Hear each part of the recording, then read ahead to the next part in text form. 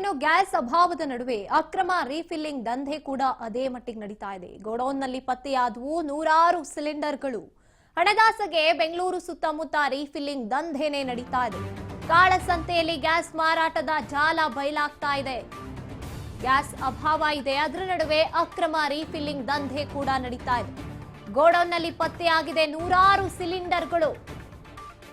ಹಣದಾಸೆಗೆ ಬೆಂಗಳೂರಿನ ಸುತ್ತಮುತ್ತ ರೀಫಿಲ್ಲಿಂಗ್ ದಂಧೆ ನಡೀತಾ ಇರುವಂತದ್ದು. ಕಾಳಸಂತೆಯಲ್ಲಿ ಗ್ಯಾಸ್ ಮಾರಾಟದ ಜಾಲ ಬಯಲಾಗಿದೆ.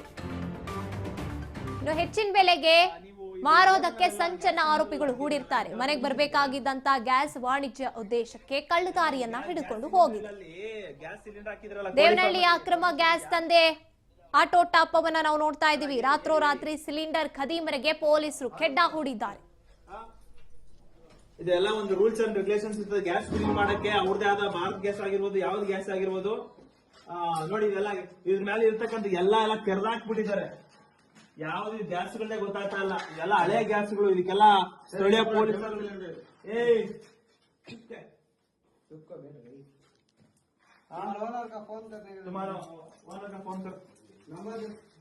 ಅಣ್ಣ ಪೊಲೀಸರು ಫೋನ್ ಮಾಡೋಣ ಮಂಜಣ್ಣ. परमिशन आपको परमिशन लेटर ओनर है ओनर राजू फोन को नंबर दे. ಇನ್ನೊಂದೇನು ಬರುತ್ತೆ, ಮೇ ಬಿ ಇನ್ನೊಂದೇನು ಬರ್ತಾ ಇದೆ. ಇವ್ರು ನೋಡಿ, ಇವರೆಲ್ಲ ಚಿಕ್ಕ ದೊಡ್ಡ ಸಿಲಿಂಡರ್ ತರೋದು, ಆಮೇಲೆ ಚಿಕ್ಕ ಸಿಲಿಂಡರ್ ಹಾಕೊಳ್ಳೋದು, ಆಮೇಲೆ ಮಾರಾಟ ಮಾಡೋದು. ಇವೆಲ್ಲ ಫಿಲ್ಲಿಂಗ್ ಮಿಷನ್ಸ್, ಇವೆಲ್ಲ ಇಲ್ಲಿಗಲ್. ಇವೆಲ್ಲ ಫಿಲ್ಲಿಂಗ್ ಮಿಷನ್ಸ್ ಮಾಡ್ಬೇಕಾದ್ರೆ ಕೆಲವೊಂದು ರೂಲ್ಸ್.